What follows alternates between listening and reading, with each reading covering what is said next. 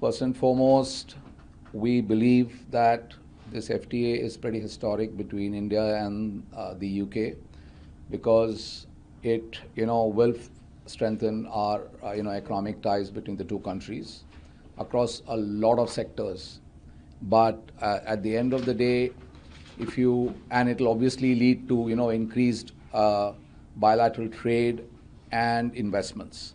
However, for our sector, while lots of sectors are going to benefit, right? As you might have read, about 99 lines, of business would, sectors would benefit, especially very high labor-intensive ones. For the alcohol sector, the benefit is only singular in terms of the fact that a lot of our member companies who do manufacture Indian whiskey, and whiskey as a category in India is very big, they would be able to buy watered malt spirit, which is Scotch spirit, and we buy that in bulk. So for blending with other ingredients in India. So for them, they would find it, they would find some cost efficiencies out there, and a number of our members have also commented on it.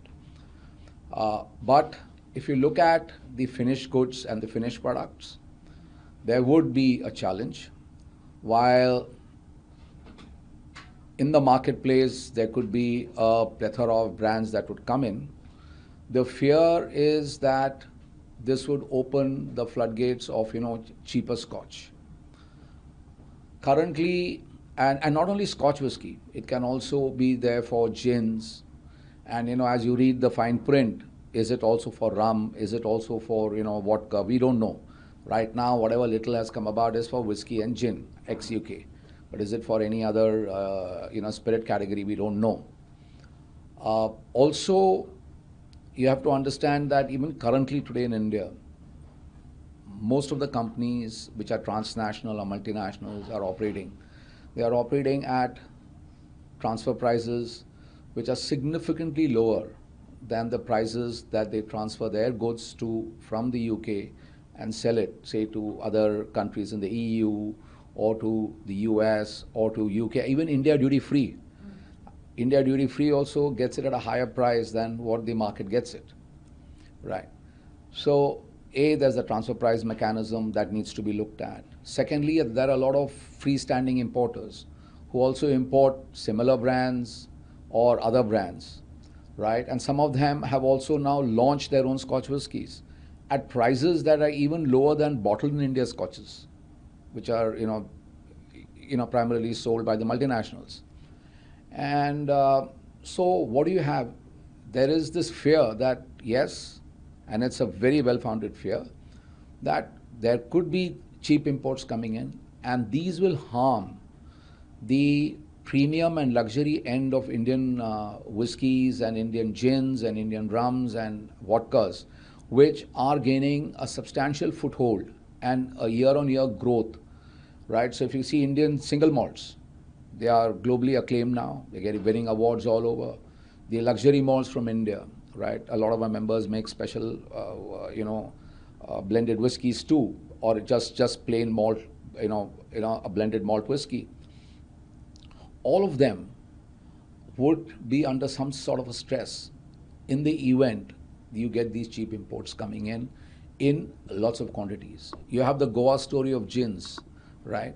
Now, if gins come in at 75%, what happens to these Indian brands, which have created the gin category over the last, decade or so, especially in the last 5 years? So what do we do about them, right? Similarly with, a 3-year-old rum or a 5-year-old rum, there are Indian companies which have launched these kind of rums, right? So what happens to these companies? Our brands, our company, our members have done it. So if I take names, you have in single malt, you have, Amrut single malt, you have Rampur, you have Indri, you have Doab, you have Crazy Cock, you have Gyanchand, right? You have, Royal Ranthambore, you have Singhasan, then you have Stranger and Sons, we have Terai, Jaisalmer, Jamun, Old Monk has, aged rum. you have Kamikara, right? So all these will come under some sort of a stress when these imported brands come in, right? Then what do we do? But is the Indian industry, do you think, is Sure, preparation? sure. Indian industry, I'm sure all our members have strategies in place.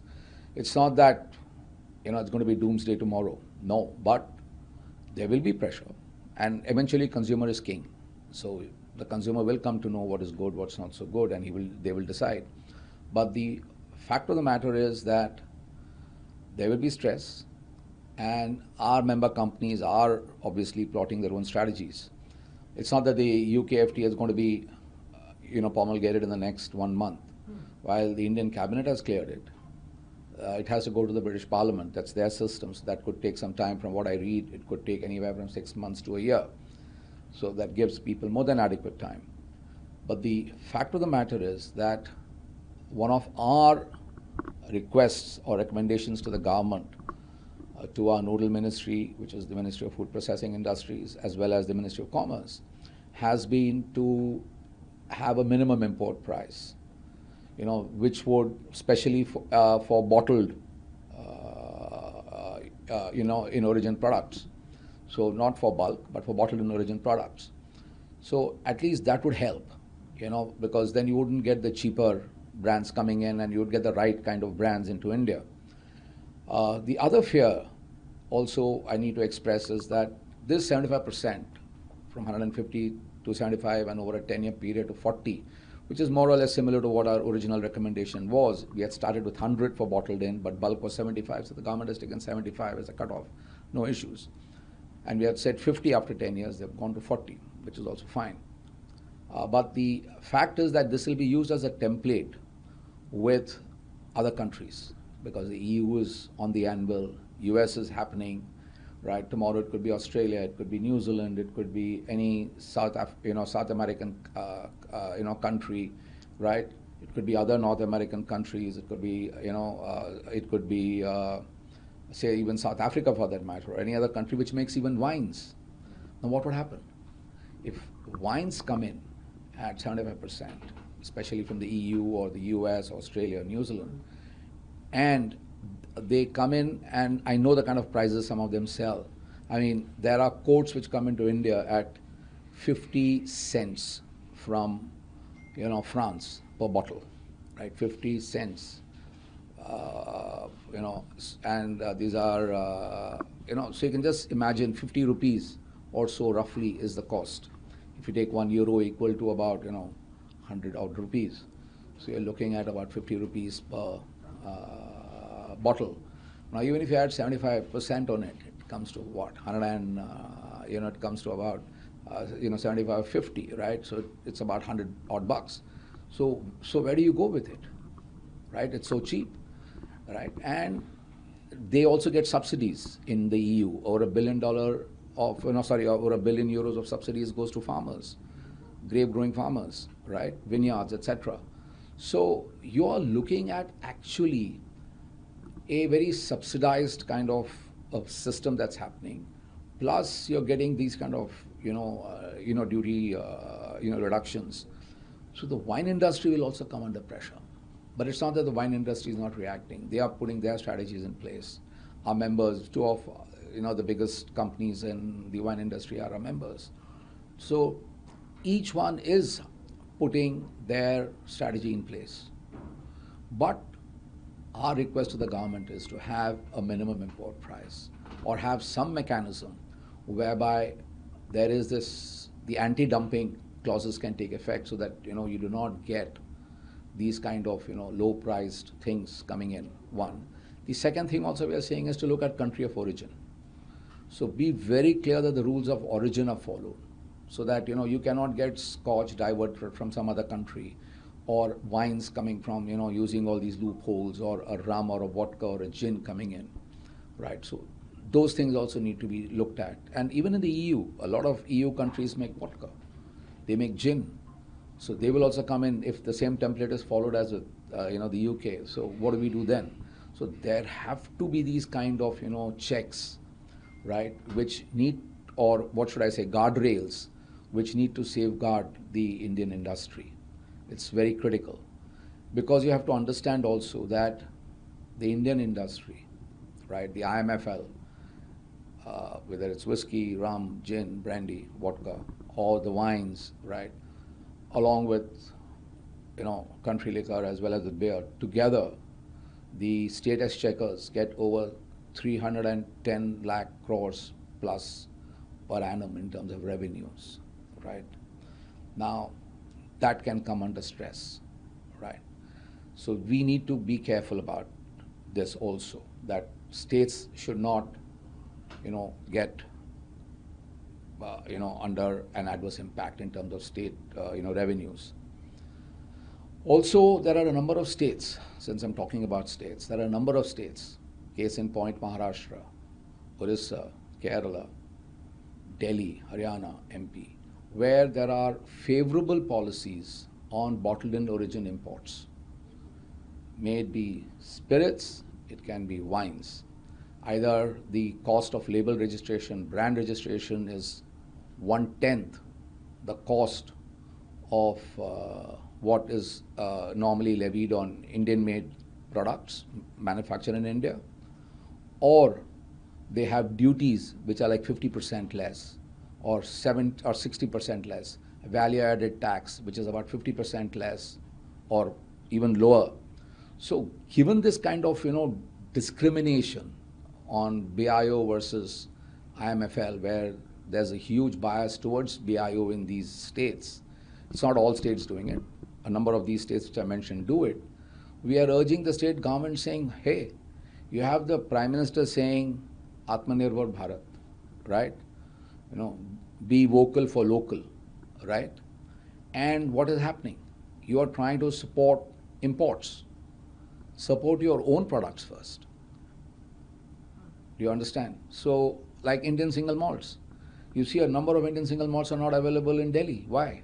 Because Delhi charges 25 lakh rupees per label for Indian brands, whereas for an imported brand, right, any company can get 7 brands and only pay about 15 lakhs. So that's comes to about 3 lakhs a brand. So where is 3 lakhs and where is 25 lakhs, right? So there are these kind of inequities in the marketplace, right? And we are requesting that these things need to be corrected also simultaneously, and we are seeking the help of the Government of India also through the ministries, through our nodal ministry, through the Ministry of Commerce to help. The other thing is that, to answer one of your other questions, is that APIDA, which is a department in the Ministry of Commerce, right, and handles agricultural exports, and the Ministry of Food Processing Industries, our nodal ministry, they are trying to assist us in meeting a government target, or what the Government of India is expecting from our sector, saying that, listen, from your current about $300 odd million, please increase your exports to $1 billion by 2030, right? And the point is, how can I reach $1 billion if a whole swath of markets I'm not allowed to sell as whiskey or as rum or as brandy? For example, the UK has a non-tariff barrier in whiskey maturation definition and whiskey definition. Similarly, EU follows the same mandate, right? Some other countries also follow this kind of mandate of maturation laws, Australia for that matter. So if you want to enter all these countries, right, why should I call myself Indian spirit? I'll call myself Indian whiskey. I have FSSAI here, which has given me a definition, right? That's a central government body that has defined what a whiskey is, right? I'm following that definition. I'm following that definition for brandy. I'm following that definition for rum, for gin, for vodka, right? Why can't I sell these into those countries and let the customer decide whether he wants to drink Indian whiskey or not? We are willing to call it Indian whiskey. Our members have said we are willing to call them Indian whiskey. And that's what we have also recommended to the government, that we're willing to call it. But please get this market access cleared for us. Right. Now, unfortunately, whether that's happening in the fine print of the UK FTA, we don't know. But information is that it's not happening. But the EU FTA is happening. I think it should be allowed there. We should the government should, say that, hey, allow Indian alcohol beverages market access. So our good premium brands can also be exported and all that. Currently, we export. We export to UAE. It's a huge market for us. A huge Indian diaspora. We export. We export to Africa, right, and some other countries in the West also. Single malts go everywhere. But what about all the others? We are saying allow us to sell Indian whiskey at whatever price point we want to. ये deal दोनों देशों के लिए अच्छी रहेगी, क्योंकि इसके लिए दोनों देशों का जो कारोबार है वो बढ़ेगा। मैं स्पेसिफिकली इंजीनियरिंग सेक्टर की बात करता हूँ, क्योंकि हमारा क्षेत्र है। इसमें इंजीनियरिंग सेक्टर में हम most of the time we are the largest sector out of India, even for in this. हमारा $4.2 बिलियन का एक्सपोर्ट है अभी फ़िलहाल। बट ये हमारा स्कोप जो है बहुत ज़्यादा है। हम सोचते हैं कि ये डील के साथ जो हमारे को ड्यूटी फ्री एक्सेस मिल रहा है काफ़ी आइटमों में, इंजीनियरिंग में, specially auto and auto components में हमको बहुत फ़ायदा हो रहा है। तो हमारा एक्सपोर्ट करीब 2 साल में 7.5 से 8 बिलियन डॉलर हो जाएगा। तो मतलब डबल हो जाएगा नियरली। सो हम चाहते हैं कि it is a good deal, path breaking deal, and कुछ तो गुड न्यूज़ आई हमारे पास। और सर, और ओवरऑल अगर आप देखें, आपने इंजीनियरिंग का बताया कि डील लगभग डबल हो जाएगी।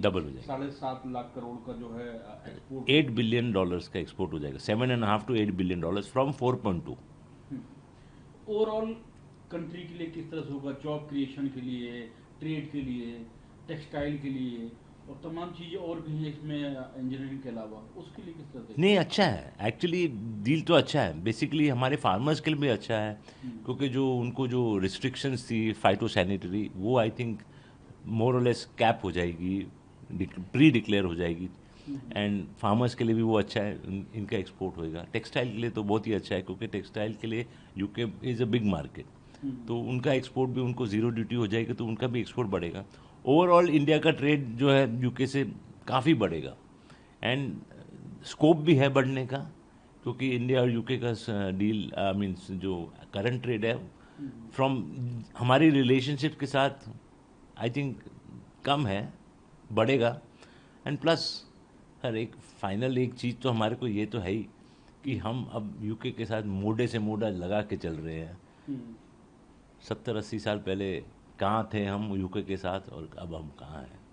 सर, दुनिया के लिए क्या मैसेज है? क्योंकि एक 5th लार्जेस्ट इकोनॉमी है, 6th लार्जेस्ट इकोनॉमी, हाँ। और ऐसे टाइम में जब टैरिफ को लेकर, यूएस टैरिफ को लेकर दुनिया में अनिश्चितता है हर तरफ, इस डील को आप किस तरह से देख रहे हैं?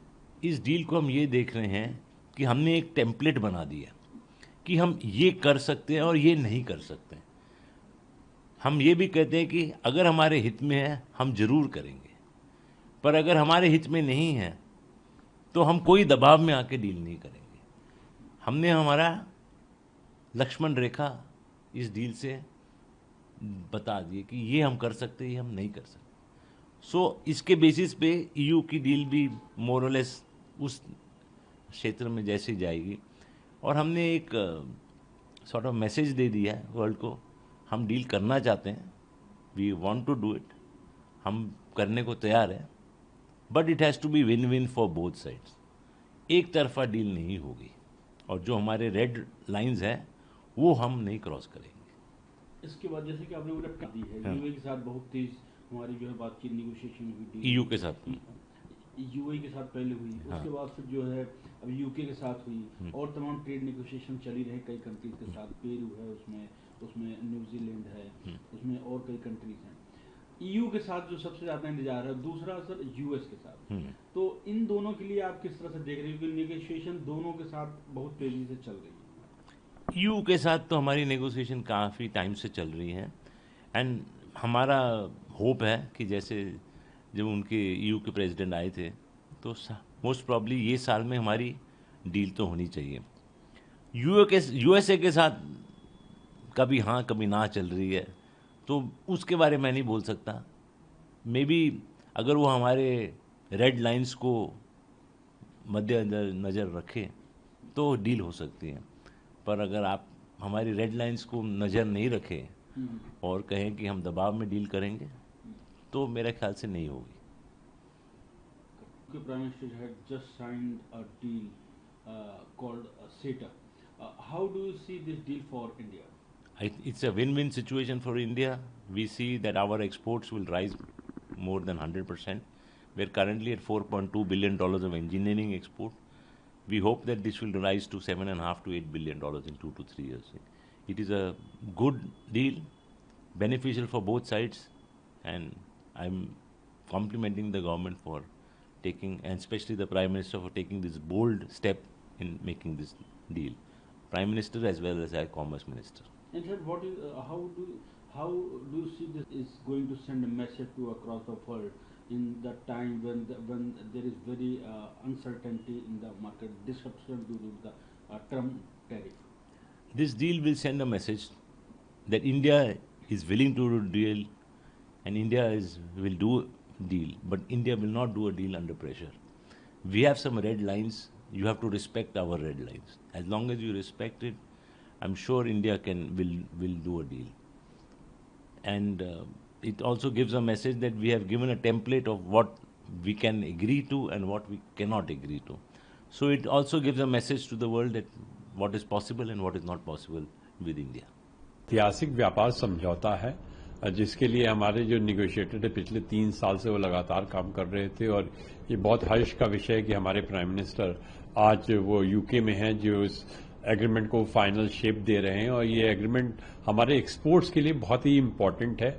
इसका सबसे ज्यादा फायदा हमारे स्मॉल एंड मीडियम सेक्टर को मिलेगा, क्योंकि जो हमारे ट्रेडिशनल एक्सपोर्ट्स हैं, चाहे हम उनकी बात करें कि वो हमारे कपड़े का है, या हम वस्त्र का कर रहे हैं, या फुटवेयर एक्सपोर्ट कर रहे हैं, या हम जेम एंड ज्वेलरी एक्सपोर्ट करते हैं, मरीन प्रोडक्ट एक्सपोर्ट करते हैं, फूड प्रोडक्ट एक्सपोर्ट करते हैं, जो खिलौना का एक्सपोर्ट होता है, स्पोर्ट्स गुड्स का एक्सपोर्ट होता है, ये हमारा इससे ज्यादा काफी बढ़ेगा।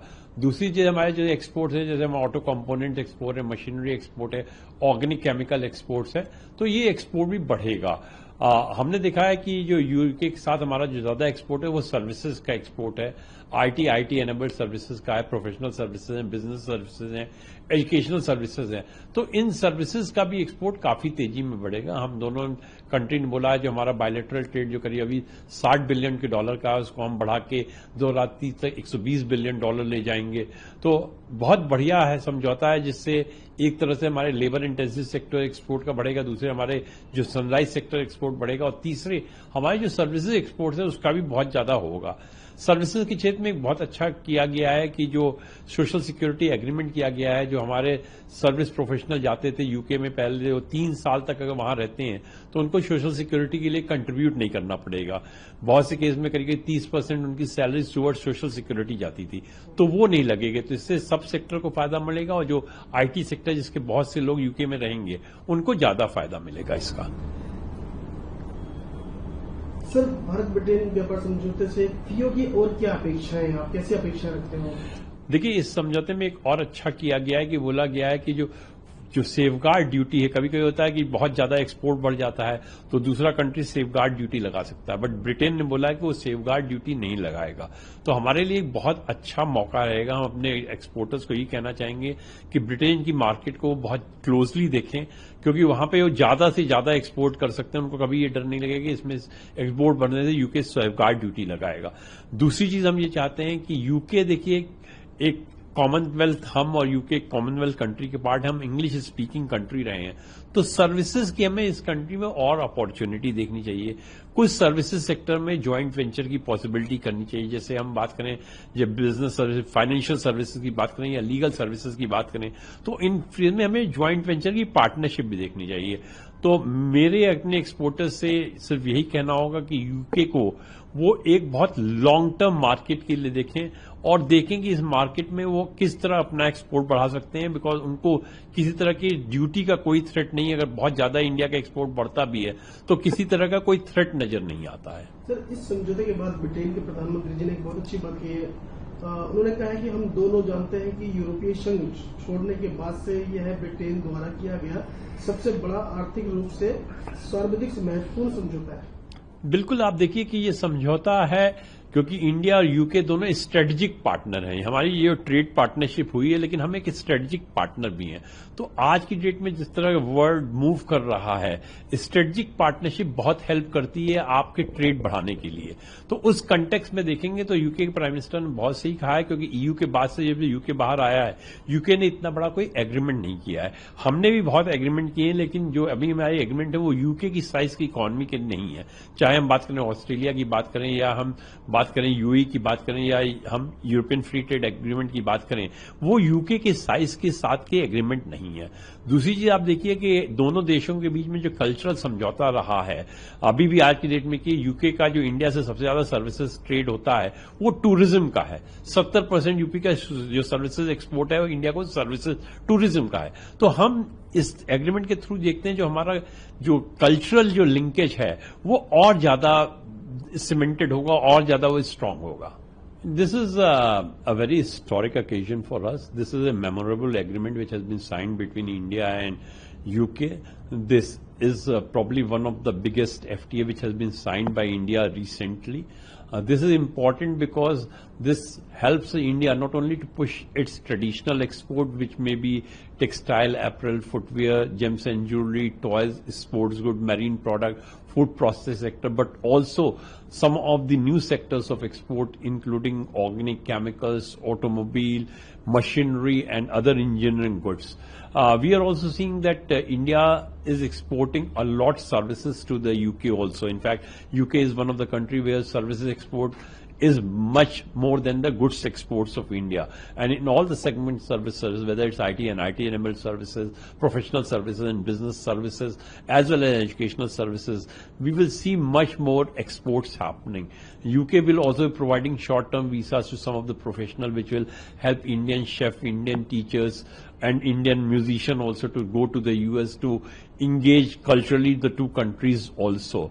There will be an exemption on the social contribution also, and therefore those professionals who are going to the US for less than 3 years, they are not required to contribute to social security in the US, and that will be a very good boost to the professionals who will go from India to US in the short term. India has also offered UK a lot. UK will be getting the benefit of the lot of products which they are exporting, particularly the beverages. They will get concession in cosmetics, biscuits, chocolates and many more products also. We are also providing them the concession in various segments in the financial as well as in the legal services. Sir, what are PU expectations from the India-UK trade deal? We are expecting that Indian exporter will definitely leverage the deal to increase India's export to the UK exponentially. The good thing is that UK has talked that they will not be imposing the safeguard agreement, and that gives us the opportunity to increase exports substantially, and mindful of any threat from the UK side. And probably we should use this agreement so that it becomes a template for India's further agreement with the EU also. We know that UK was part of the EU. UK continued to be customs union with EU till 2021. So the same template which India has decided with the UK may be used for India for negotiating with the European Union. So I think the ball is in the court of the exporter. If they utilize the agreement very well, it will help the Indian negotiator to look into the same templates for the agreement with the EU also. Sir, on this trade agreement, UK PM Keir Starmer says, we both know that this is the biggest, most economic deal. I agree with the UK Prime Minister, because once UK came out of the EU, UK has not signed any trade deal to the extent which they have signed with India, and to some extent it is equally true for India also. We have signed many free trade agreements with many countries, particularly with the EU, Australia and European Free Trade Agreement, but this agreement holds special significance because it will help us to push both the goods exports and the services exports, and I'm pretty sure that this agreement will be bringing India and UK more closely culturally. If you look into UK's tourism earning, that contribute to their 70% of total services earning from India. So the economic engagement, which will be also resulting in more people-to-people contact, which is very good because these two countries have a very strategic relationship also. इसमें जो employment generating sectors हैं, जहाँ पे labour intensive sectors जिनको कहते हैं, कि textile है, फुटवेयर, लेदर, ये सब एरियाज हैं, इनमें ज़रूर काफ़ी फ़ायदा होगा। इसमें मार्केट एक्सेस मिलेगा, और क्योंकि ज़्यादा मार्केट एक्सेस मिलेगा, ज़्यादा प्रोडक्शन होगा, तो अगर ये एक्सपैंड करेंगे तो एम्प्लॉयमेंट अपॉर्चुनिटीज़ डेफिनेटली बढ़ेंगी। और इनमें बहुत सारी इंडस्ट्रीज MSME में आती हैं, so that explains the benefit that the MSMEs could potentially get from here. There are obviously more sectors, जैसे IT है, IT में मूवमेंट ऑफ प्रोफेशनल्स को थोड़ा इजी करा गया है, तो उससे डेफिनेटली चांसेस बढ़ेंगे। एक तो इंडियंस को वहाँ पे एक्सेस, जो मूवमेंट एक्सेस मिलेगा, प्लस उससे थोड़ा एक्सपैंड भी कर पाएंगे वहाँ पे अपॉर्चुनिटीज एक्सेट्रा अपनी। देन सर्विसेज में ऑब्वियसली इसमें से काफ़ी गेन होगा। कुछ डिजिटल सर्विसेज भी ओपन करी गई हैं, तो कुछ आर्किटेक्चर और इस तरह के जो एरिया हैं, इसमें भी कुछ इजाफा होगा बिजनेस में। ये अपॉर्चुनिटीज़ हैं। एग्रीकल्चर और डेयरी में जो हमारे स्ट्रेटेजिक एरियाज हैं, उसमें तो प्रोटेक्शन है, लेकिन कुछ जो हमारे फाइटो सैनिटरी कुछ इश्यूज होते थे, उस चैप्टर में कुछ काम हुआ है, जिससे कि थोड़ा एक्सेस जो है हमको, जो काफ़ी डिफिकल्ट होता था फूड एरिया में, वो थोड़ा ईज होगा। So that will be an additional benefit that comes out. तो क्योंकि जो FTA होता है, FTA से आपको जो मार्केट एक्सेस जो मिलता है, वो ज़्यादा मार्केट एक्सेस मिल सकता है, बिकॉज हर देश जो है वो अलग अलग मुल्कों से अपने अपने फ्री ट्रेड अग्रीमेंट कर रहा है। हमारा फ्री ट्रेड अग्रीमेंट नहीं था, तो दूसरे देशों के कंपैरेटिवली हमको जो एक्सेस मिलता है, उसमें हमको नेचुरली कम एक्सेस मिलता था, बिकॉज हमारे रेट्स ज़्यादा थे। तो हमारा जो इम्पोर्ट्स है वो जो है नॉन कॉम्पिटिटिव हो जाता है। तो कंपेयर टू वियतनाम हो गया, बांग्लादेश हो गया, उनको आप टेक्सटाइल का ले लें उदाहरण, तो टेक्सटाइल में उनको बेनिफिट रहता था, सो इसलिए वहां से ज्यादा एक्सपोर्ट होता था। अब वो अपॉर्चुनिटी, क्योंकि फ्री ट्रेड अग्रीमेंट इंडिया के साथ हो गया, हम भी उन्हीं की पैरिटी पर आ गए, उन्हीं के लेवल पर आ गए, तो उसके चलते हमको भी उतना एक्सेस मिलेगा, जिससे ग्रोथ होगा, ग्रोथ से एम्प्लॉयमेंट होगा और अपॉर्चुनिटीज बढ़ेंगी। सो आई थिंक ऑटो कॉम्पोनेंट्स में है, जिसमें कि उम्मीद है कि हम अच्छा करेंगे। लेबर इंटेंसिव सेक्टर्स के बारे में मैंने आपसे बात किया। ऑटोमोबाइल में तो आई थिंक फेज मैनर में खुलेगा, कौन कॉम्पिटिटिव रहेगा, और आई थिंक एक बहुत अच्छा स्टेटमेंट मैंने सुना कि यूके को तैयार रहना चाहिए कि जिनको हमसे क्या कंपटीशन मिलेगा। तो आई थिंक हमारी जो इंडस्ट्री है वो इस समय बड़ी कॉन्फिडेंट है, और वो इससे नहीं घबराती कि हमारे यहाँ पे बेटर कंपनीज आ जाएंगी तो हमारा प्रोडक्शन कम हो जाएगा। तो आई थिंक वो इक्वल अपॉर्चुनिटी की तरफ देख रहे हैं। और आईटी, मैंने कहा आपको, आईटी में रहेगा। कुछ एक सर्विसेज हैं जिसमें कि बिजनेस बढ़ने की उम्मीद है। उस तरह के सेक्टर्स हैं जिसमें कि काफी अपॉर्चुनिटीज इमर्ज होने की चांसेस हैं। मैम बिल्कुल, इसी को आगे बढ़ाते हुए वहाँ पर ऑटो कंपोनेंट्स में काफी कम हुआ है, जैसे टैरिफ। जी, वहाँ के प्रधानमंत्री ने भी इसको काफी पॉजिटिव लिया है, हाँ। कि आपने जिक्र किया, तो क्या आप प्रतिक्रिया देना चाहेंगे? और हमारे प्रधानमंत्री ने भी उस पर काफी जो है एक रिएक्शन दिया है, जिससे तमाम चीजें सो आई थिंक ये एक रिलेशनशिप की मेच्योरिटी है। जब दो देश आते हैं और फिक्स फ्री ट्रेड अग्रीमेंट करते हैं, नेचुरली वो एक दूसरे के साथ जो है मिलजुल कर आगे बढ़ना चाहते हैं।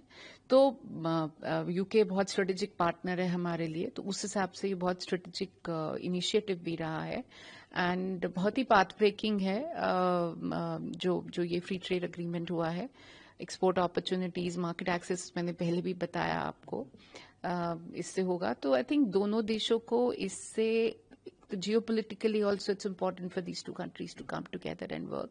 So from all of those points of view, I think it's a great initiative that has been, it's a great step forward that has been taken. So one, of course, it's a significant way forward between the two countries. I think it's a path-breaking agreement that has been entered into the two countries. There are going to be significant opportunities for various sectors, most particularly for the employment-intensive sectors, where I think the market access will increase and hence will the investment and the employment here in the country. I think there are very positive factors like the social security agreement, the fact that we can have the movement of people becoming more easy. I think some of the visa restrictions have been removed. So all of that will definitely help in increasing business opportunities in those related areas, in the services sectors, etc. So all in all, I think a very, very positive step, and I think all kudos to the government for having been able to push this, forward. It's been in the offing for a long time, but it's great to see this culminating into a big free trade agreement. Job opportunities will also increase. I talked about the employment opportunities, yes. Yes. Any important sector? Yes, yes. So giving an example of, say, textile, given that you have Bangladesh and Vietnam, which is supposedly more competitive than you because they had access at a much lower duty. Now, today, when we come at par, at least on that front, there is a parity now for us to do the business. And that parity obviously creates more export opportunities. When you have more export opportunities, you definitely back home invest more in that sector. When you invest more, you employ more. So I think more capital gets employed, more people get employed. So it becomes a win-win situation. So that way your market gets expanded. More export opportunities are always good for the economy's growth. And I think the slowdown that we are facing in the country, I guess some of these opportunities will definitely help in giving the boost to the economy. If we talk about MSME and farmers, what would you like to say? So I did talk about, the sectors, the labor-intensive sectors. Largely, these are in the MSME space, whether it is footwear or it is textile, apparel. All of these are largely in the MSME space. And once the opportunity increases, I think the MSMEs will stand to benefit. Also, on the agriculture front, the phytosanitary rules, that chapter, I think some changes will definitely help in increasing our market access in the food areas where we have always found it difficult to find a way into markets like UK and EU. So here, at least with the UK, it's a good beginning.